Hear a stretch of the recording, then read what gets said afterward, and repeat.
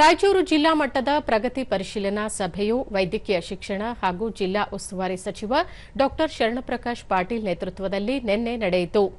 ಈ ವೇಳೆ ಸಂಸದ ಜಿ. ಕುಮಾರನಾಯಕ್, ಶಾಸಕರಾದ ಬಸವನಗೌಡ ದದ್ದಲ್, ಹಂಪಯ್ಯ ನಾಯಕ, ಬಸವನಗೌಡ ತುರ್ವಿಹಾಳ ಸೇರಿದಂತೆ ಮತ್ತಿತರರು ಉಪಸ್ಥಿತರಿದ್ದರು.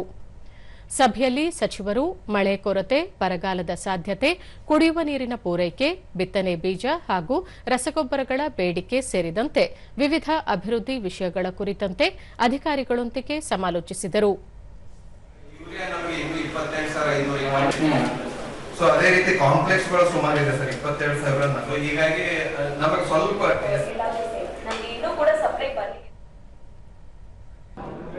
ಅಲ್ಲಿ ಬಳಿಕ ಸುದ್ದಿಗಾರರೊಂದಿಗೆ ಡಾ ಶರಣಪ್ರಕಾಶ್ ಪಾಟೀಲ್ ಈ ವರ್ಷ ರಾಜ್ಯದಲ್ಲಿ ಬರದ ಪರಿಸ್ಥಿತಿ ತಲೆದೋರಿರುವ ಆತಂಕದ ಹಿನ್ನೆಲೆಯಲ್ಲಿ ಸಂಭಾವ್ಯ ಬರಗಾಲ ಎದುರಿಸಲು ಅಗತ್ಯ ಪೂರ್ವ ಸಿದ್ದತೆಗಳ ಕುರಿತು ಪರಿಶೀಲಿಸಲಾಯಿತು.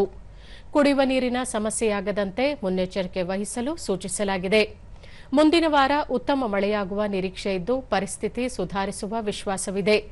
ರೈತರಿಗೆ ಸಮರ್ಪಕ ಬಿತ್ತನೆ ಬೀಜ, ರಸಗೊಬ್ಬರ ಪೂರೈಕೆಗೆ ಕ್ರಮ ವಹಿಸುವಂತೆ ಸೂಚಿಸಲಾಗಿದೆ ಎಂದು ತಿಳಿಸಿದರು. ಮಾನ್ಯ ಮುಖ್ಯಮಂತ್ರಿಗಳು ಕೊಟ್ಟಿರೋದ್ರಿಂದ ಇವತ್ತು ನಾನು ಕೊಪ್ಪಳ ಮತ್ತು ರಾಯಚೂರು ಜಿಲ್ಲೆಯಲ್ಲಿ ಇವತ್ತು ರಿವ್ಯೂ ಮೀಟಿಂಗ್ ಅನ್ನು ಮಾಡಿದ್ದೀನಿ.